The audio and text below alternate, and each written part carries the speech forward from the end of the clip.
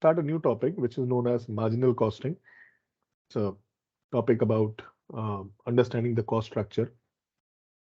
Marginal costing is a very realistic concept towards the cost, where they are concerned with only variable cost. The alternative name for variable cost is marginal costing. Let us understand brief about it, what this chapter talks about, what this chapter covers about, how industry uses this chapter, how it is applicable in real life. We'll understand about that. I'll share the screen. I'll show you some information about marginal costing. Then I'll discuss about PV ratio in this lecture, and the rest in the upcoming lecture. Let me share you this some screenshot which I have, which I'll show you over here. You can see this marginal costing. Let us discuss the features of marginal costing first, isn't it? So when we talk about features of marginal costing, if you go through the points, it is nothing but the element of cost are differentiated between fixed cost and variable cost. मतलब जो cost structure है उसको दो हिस्से में बांट दिया जाता है, फिक्स कॉस्ट और वेरिएबल कॉस्ट. बराबर. यहाँ पे second point what they are talking about, only variable और marginal cost is considered while calculating the product. Cost दो हिस्से में बटा होता है, एक होता है फिक्स कॉस्ट और एक होता है variable cost. But here the focus is on the variable cost only.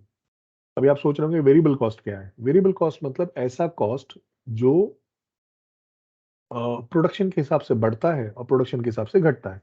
मान लीजिए आपके पास बड़ा ऑर्डर है तो आपको मटेरियल ज्यादा लगेगा, इलेक्ट्रिसिटी ज्यादा लगेगी, मैन पावर ज्यादा लगेगा, तो ये वेरिएबल कॉस्ट हो गया. मान लो ऑर्डर नहीं है आपके पास, ऑर्डर कम है, तो ऑटोमेटिकली आपको मटेरियल की उतनी जरूरत नहीं पड़ेगी, लेबर की उतनी जरूरत नहीं पड़ेगी. तो मतलब वेरिएशन हो रहा है ना, तो इस वेरिएशन को ही वेरिएबल कॉस्ट बोला जाता है और अल्टरनेटिव नेम इसको मार्जिनल कॉस्ट बोला जाता है. तो ऐसा कोई सरप्राइज होने की जरूरत नहीं है कि मार्जिनल कॉस्ट मतलब कुछ अलग चीज है या कुछ नया सीख रहे हैं, isn't it? Stock of finish products and stock in progress are valued at variable cost. यानी जो भी स्टॉक है आपके पास, जो आप माल तैयार कर रहे हो या प्रोडक्शन के अंदर है, वो सारा का सारा वैल्यू किसके हिसाब से होता है, वेरिएबल कॉस्ट के हिसाब से होता है. यानी यहाँ पर फिक्स कॉस्ट के एलिमेंट को थोड़ा सा अलग ही रख देते हैं. फिक्स कॉस्ट को एक तरह से देखा जाए तो प्रोडक्ट के कॉस्ट में नहीं डाला जाता है. Fix cost do not find place in the product cost. Prices are based on marginal cost plus contribution. Now prices are based on marginal cost plus contribution. अभी contribution अपने लिए नया शब्द है. Will come across that contribution.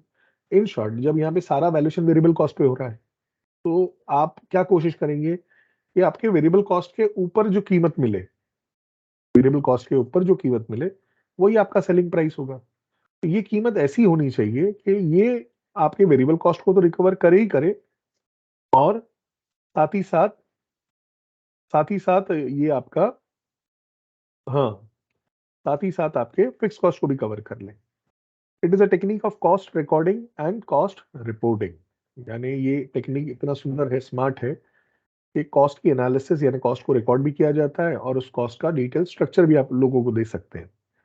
Profitability of various products is determined in terms of marginal costing.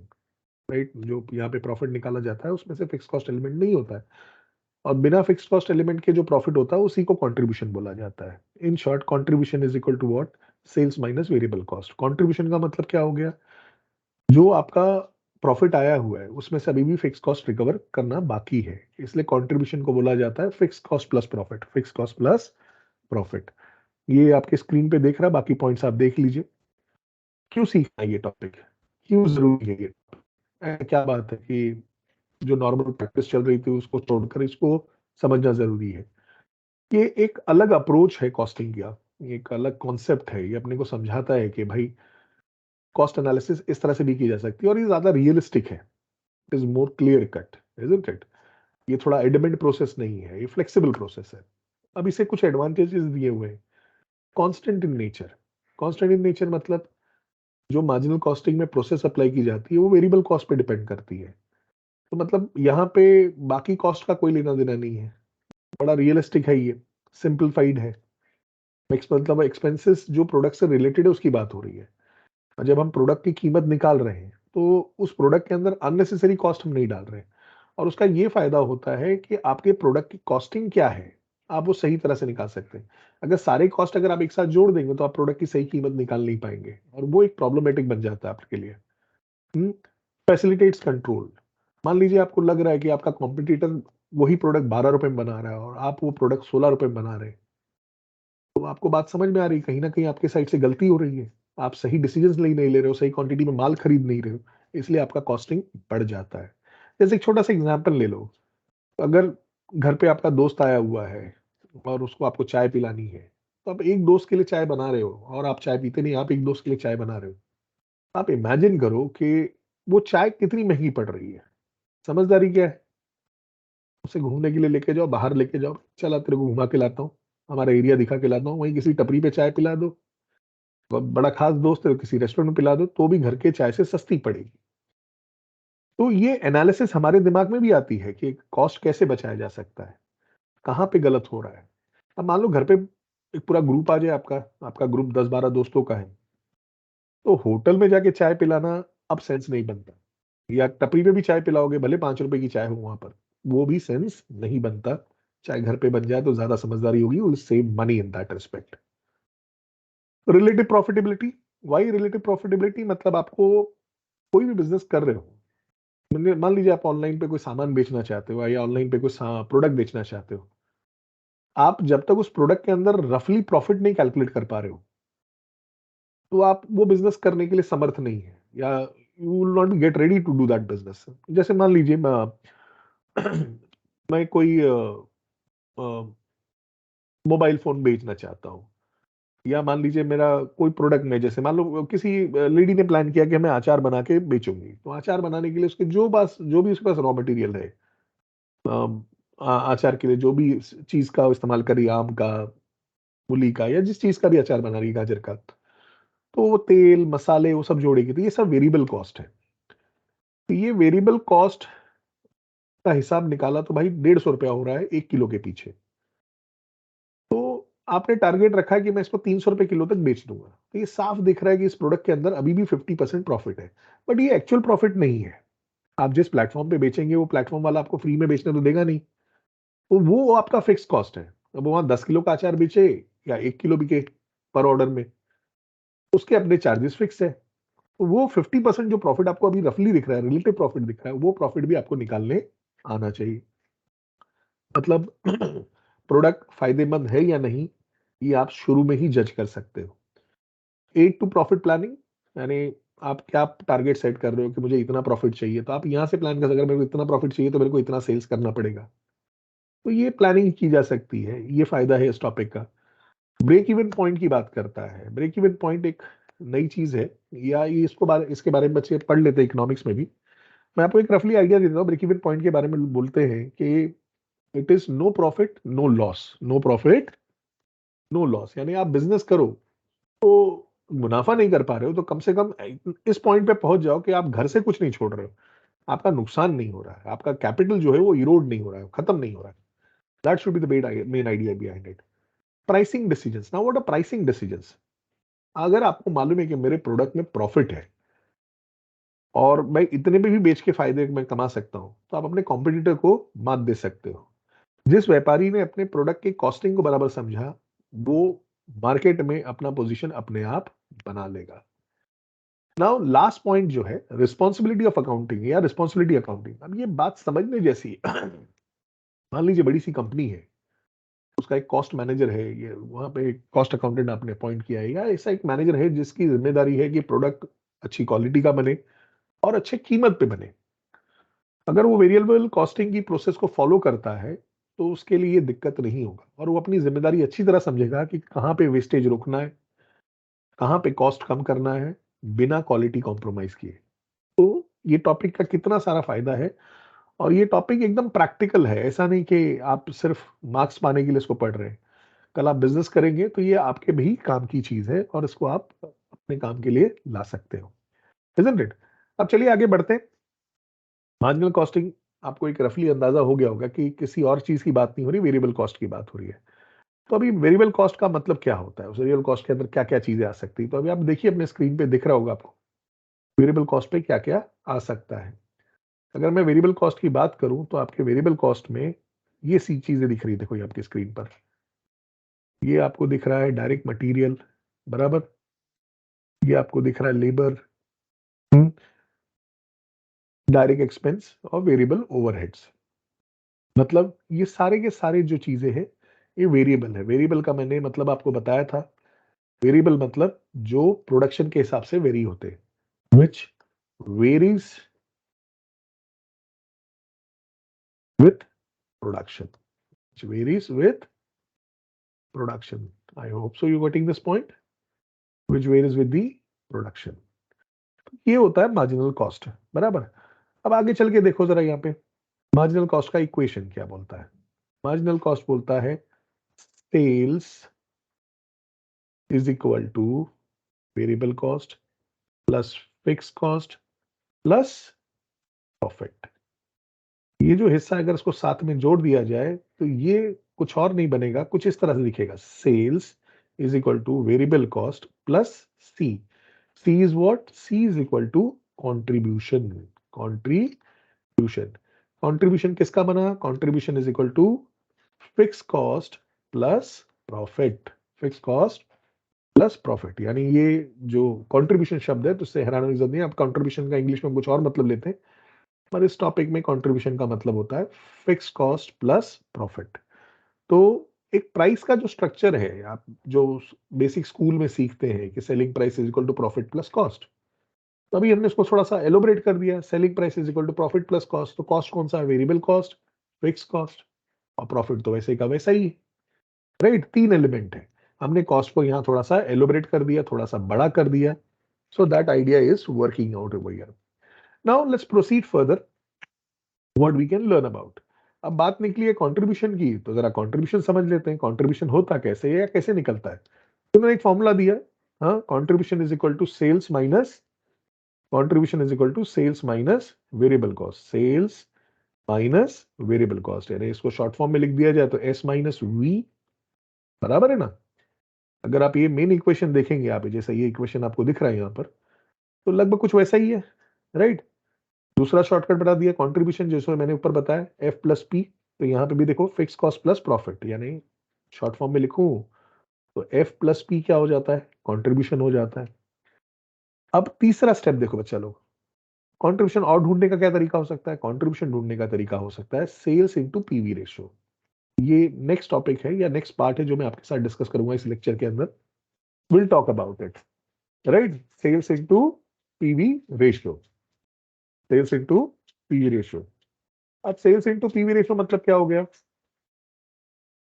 ये एक formula है जिसको हम लोग बोलते हैं profit volume ratio. Profit volume ratio, इसको शॉर्ट फॉर्म में लिख लेते हैं S into PV ratio. PV ratio, profit volume ratio. ये कैलकुलेशन का तरीका है, वो आगे आपको मैं बताता हूँ क्या है। आप यहाँ पे देख रहे होंगे, रफली दिख रहा होगा, तो will see what is to be done with that. Contribution और ढूंढने का क्या तरीका हो सकता है? कंट्रीब्यूशन ढूंढने का एक और तरीका आपके पास है, fix cost plus margin of safety. M S stands for margin of safety in value in PV ratio. Margin of safety मतलब ब्रेक इवन सेल्स के ऊपर जो भी आप पैसा कमा रहे हो, तो आप उसको बोलते हैं मार्जिन ऑफ सेफ्टी। मान लीजिए आपका ब्रेक इवन सेल्स आया 2 लाख रुपए, और आपका बिजनेस 2.5 लाख रुपए कमा रहा है। कितना कमा रहा है? 2.5 लाख रुपए। तो यू आर मेकिंग 50,000 एक्स्ट्रा, 50,000 रुपए आप एक्स्ट्रा कमा रहे हो, जहां आपको 2 लाख रुपए मिनिमम कमाना है, आप कमा कितना रहे हो? 2.5 लाख कमा रहे हो। तो अगर आप 2.5 लाख कमा रहे हो, मतलब आप क्या कर रहे हो? You are safe by 50,000. So that safeness is called margin of safety. Margin of safety. ये margin of safety जो है, ये एक कॉन्सेप्ट जो आगे चल के हम सीखेंगे, which would be in the other lecture, not now. अब और क्या कंट्रीब्यूशन का तरीका हो सकता है? Profit upon margin of safety in percentage. अब ये देखो, ये जो जितने सारे फॉर्मूले हैं ना, उसका एक समरी दिया मैंने आपको। अगर ये आपको याद रहेगा ना, तो क्वेश्चन कैसे भी घुमा रहा है, आप टेंशन नहीं लेने का। अगर ये फॉर्मूले आपको थोड़े थोड़े याद रहेंगे, बहुत लिमिटेड फॉर्मूलेज लिए हैं, अगर ये फॉर्मूले याद रहेंगे ना, और कैसा भी ट्विस्ट करने दो क्वेश्चन को, आप बिल्कुल फ्रैक्शंस ऑफ सेकंड में इसको सॉल्व कर लोगे। और बड़ा इजी सा टॉपिक है, 20 मार्क्स देता है, you can't take a chance, is it? Priya, margin of safety in percentage, वो कैलकुलेट करने जब मार्जिन ऑफ सेफ्टी सीखेंगे तब उसको बताएंगे कैसे हम निकालते हैं margin of safety in percentage. Now contribution का लास्ट तरीका क्या है? Fix cost upon break even sales, fix cost upon break even sales. अभी ब्रेक इवन सेल्स भी अगर समझो क्वेश्चन दे दिया है और आपके पास फिक्स कॉस्ट है तो आप कंट्रीब्यूशन ढूंढ के निकाल सकते हैं। तो यानी कुल 7 तरीके हैं आपके पास कंट्रीब्यूशन को समझने के, isn't it? तो अगर ये 7 तरीकों की बात किया जाए तो ये सातों तरीका जो है ये आपके यहाँ पे पुट अप किया हुआ है, बराबर। तो ये सातों तरीके हमने यहाँ पे देख लिए। अब कंट्रीब्यूशन के साथ पीवी रेशियो समझने की कोशिश करते हैं। Let us understand PV ratio. What is PV ratio? PV ratio is nothing but profit volume ratio. मैंने आपको पहले ही बताया था, PV ratio is nothing but profit volume ratio. अब प्रॉफिट वॉल्यूम रेशियो मतलब क्या हो गया? जैसा प्रोडक्शन बढ़ रहा है उसके तुलना में आपकी प्रॉफिट कैसे बढ़ रही है, या स्टैंडर्ड रेट क्या है। आप जितना बड़ा बिजनेस करोगे तो उसमें स्टैंडर्ड रेट से क्या कमा रहे हैं, उसी को हम लोग बोलते हैं पीवी रेशियो। पीवी रेशियो का बड़ा सिंपल सा फॉर्मूला आपको यहाँ दिख रहा है, contribution upon sales into 100। Contribution upon sales into 100। अब ये सारा गेम कंट्रीब्यूशन का है। ऊपर अगर कंट्रीब्यूशन होगा अपॉन सेल्स करोगे तो पीवी रेशियो मिल जाएगा। इसी को देखो इसने इलोबरेट कर दिया। क्या कर दिया? एलोबरेट कर दिया। अब मान लीजिए मैं दूसरा फॉर्मूला अगर मेरे शॉर्ट फॉर्म में लिखना होगा तो कैसे लिखूंगा? PV ratio is equal to sales minus variable cost upon sales, right. अगर परसेंटेज में चाहिए तो इंटू 100 करो आंसर, अगर परसेंटेज में नहीं चाहिए तो उसको इंटू 100 मत करो। इंटू 100 इस्तेमाल नहीं करेंगे हम लोग बहुत कम केसेस में इंटू 100 करेंगे, राइट। क्योंकि उसको हमको डिवाइड करते समय भी, मतलब पीवी रेशियो यूज करते समय एक अलग टाइप का दिक्कत होता है, तो we'll avoid you multiplying by 100। Coming down to third part, PV ratio वापस उन्होंने बताया fix cost plus profit into 100। Contribution का मतलब ही फिक्स कॉस्ट प्लस प्रॉफिट होता है ना, तो ये फिक्स कॉस्ट हो गया, ये प्रॉफिट हो गया। एफ प्लस पी क्या होता है? इज इक्वल टू सी होता है ना, मतलब ऊपर वाला पार्ट हो गया।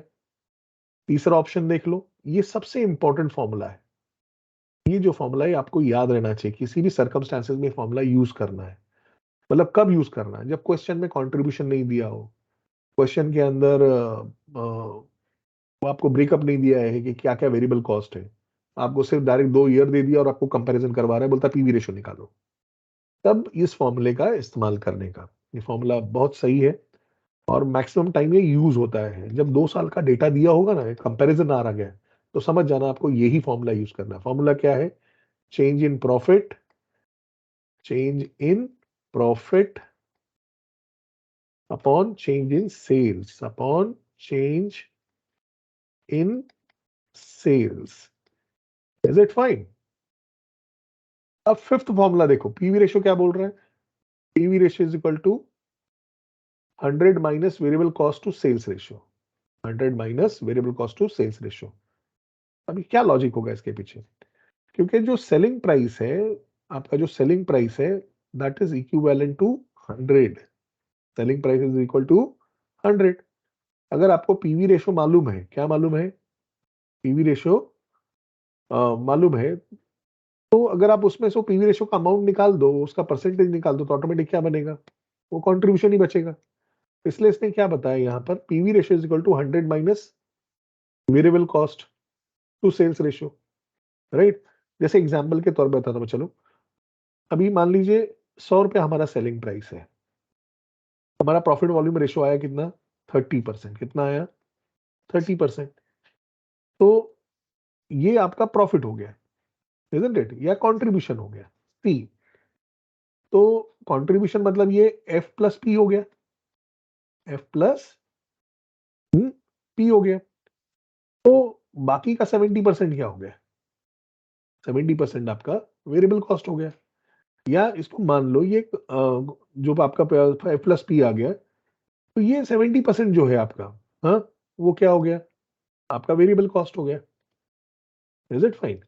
तो ये लॉजिक है उसके पीछे, 100 minus variable cost to sales ratio. PV ratio का एक और अच्छा तरीका है, ये फॉर्मूला भी बहुत बार कई बार काम आता है। क्वेश्चन में प्रॉफिट दिया हुआ है, मार्जिन ऑफ सेफ्टी दिया हुआ है, आपको बोलता है पीवी रेशियो निकालो, तो ऐसे केस में ये फॉर्मूला यूज करने का, profit upon margin of safety into 100। isn't it? फिर सातवां फॉर्मूला है PV ratio is equal to fix cost, fix cost divide by break even sales in value. इससे भी आपको पीवी रेशियो मिल जाता है। अगर क्वेश्चन में फिक्स कॉस्ट दिया हुआ है, ब्रेक इवन सेल्स दिया है, आपको पीवी रेशियो निकालना है, डायरेक्ट निकाला जा सकता है। फिर last but not the least, profit is equal to, yup question में आपको प्रॉफिट दिया है, हाँ, और मार्जिन ऑफ सेफ्टी भी बता रहा है, तो आप उससे भी अपना पीवी रेशियो निकाल सकते हैं। अभी देखो ये फॉर्मूला सेम है, ऊपर का सेम सेम ही लग रहा है, ये रिपीट हो गया है, तो उसको जाने दो, ठीक है। Now till here we have learned about PV ratio. हमने एक बार क्या सीखा वो बता दिया मैंने आपको, बता देता हूँ। मार्जिनल कॉस्टिंग क्या है? मार्जिनल कॉस्टिंग कुछ नहीं, अपने को सिर्फ एक रफ आइडिया देता है कि भाई कॉस्ट दो हिस्से में बटा हुआ है, fix cost and variable cost, right. और marginal costing is concerned with variable cost, it is not concerned with anything else, it is concerned with the variable cost. यानी ये बोलना गलत नहीं होगा कि variable cost is equal to marginal cost. इसमें कोई शक या शिकायत तो नहीं होनी चाहिए, अगर कुछ भी होगी तो भी आप क्लैरिफिकेशन मांग सकते हैं। I will give you the clarification about that's. आपको एडवांटेजेस मैंने बता दिए, मतलब ये टॉपिक सिर्फ ऐसा मार्क्स कमाने के लिए नहीं, ये प्रैक्टिकल लाइफ में भी काम आता है और इसका इस्तेमाल किया जा सकता है और लोग इसका इस्तेमाल भी करते हैं। मार्जिनल कॉस्ट का मतलब मैंने बताया वेरिएबल कॉस्ट। वेरिएबल कॉस्ट का एग्जांपल क्या हो सकता है? डायरेक्ट मटेरियल हो सकता है, डायरेक्ट लेबर हो सकता है, डायरेक्ट एक्सपेंस हो सकता है, वेरिएबल ओवरहेड हो सकता है। ये सारे इसके एग्जांपल्स हो सकते हैं।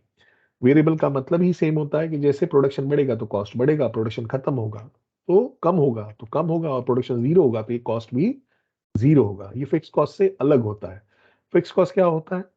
फिक्स कॉस्ट कांस्टेंट होता है, आप प्रोडक्शन करो या मत करो वो वहां पे अटका पड़ा हुआ है। और फिक्स कॉस्ट का एक नेचर होता है कि प्रोडक्शन कम होगा तो पर यूनिट कॉस्ट बढ़ा देता है, प्रोडक्शन ज्यादा होगा तो पर यूनिट कॉस्ट कम कर देता है। So that is the benefit of fix cost. एक जगह आके वो अटक जाता है और जिसको उसको एक्सप्लॉइट करने आता है, यानी उतने कॉस्ट पे वो जितना ज्यादा रिटर्न निकाल सकता है, तो that is the advantage of fix cost. But variable cost it goes, मतलब एक डायरेक्ट रिलेशनशिप है प्रोडक्शन के साथ, ज्यादा प्रोडक्शन तो ज्यादा, कम प्रोडक्शन तो कम। वेरिएबल कॉस्ट के इस्तेमाल से अगर देखा जाए तो हमारा जो कॉस्ट स्ट्रक्चर है कुछ इस तरह से दिखता है। Sales is equal to sales is equal to, अगर आप देखो तो हमारा कॉस्ट स्ट्रक्चर क्या हो जाता है?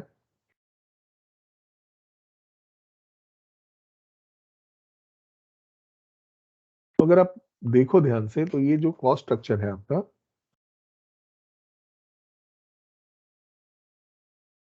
कुछ इस तरह से होता है। S stands for sales minus variable cost is equal to fix cost plus profit, या शॉर्ट में बोला जाए तो sales is equal to variable cost plus fix cost plus profit, और छोटा कर दिया जाए तो sales is equal to variable cost plus C. अब आप सोच रहे होंगे सी क्या है? सी इज कुछ नहीं, सी इज एफ प्लस पी। आशा करता हूँ ये समझ में आया होगा, इसमें कोई शक या शिकायत नहीं होगी। फिर भी अगर कोई डाउट है तो you can ask question about it.